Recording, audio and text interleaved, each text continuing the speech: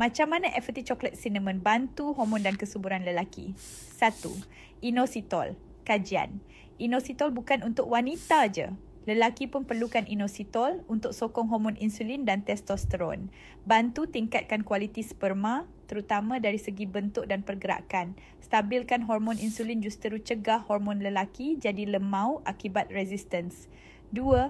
Zinc, selenium, vitamin E, zinc dan selenium penting untuk penghasilan sperma yang sihat. Vitamin E bertindak sebagai antioksidan, cegah kerosakan sperma dari radikal bebas. 3. Inulin, prebiotik. Bila usus sihat, penyerapan nutrien jadi optimum, hormon lelaki jadi lebih stabil dan kurang masalah libido rendah. 4. Kayu manis, cinnamon. Cinnamon bantu kawal gula darah, elak hormon jadi kacau. Juga bantu peredaran darah ke organ reproduktif lelaki.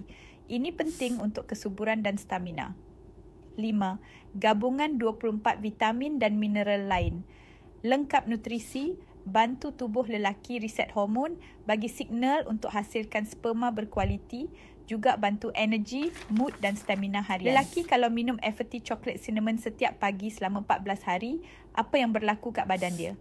Hari pertama hingga ketiga, perut rasa kurang bloated, kurang craving manis, badan rasa ringan dan kurang lesu. Hari keempat hingga ketujuh, bangun pagi rasa lebih bertenaga, mood lebih tenang, fokus kerja makin padu. Bila bersama isteri, lebih present.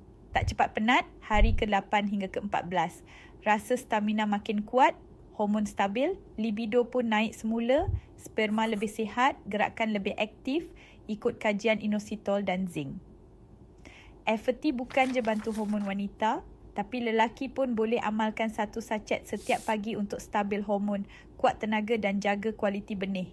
Hormon kuat, sperma sihat, emosi stabil. FT coklat cinnamon, 1 untuk pasangan, 2 untuk masa depan.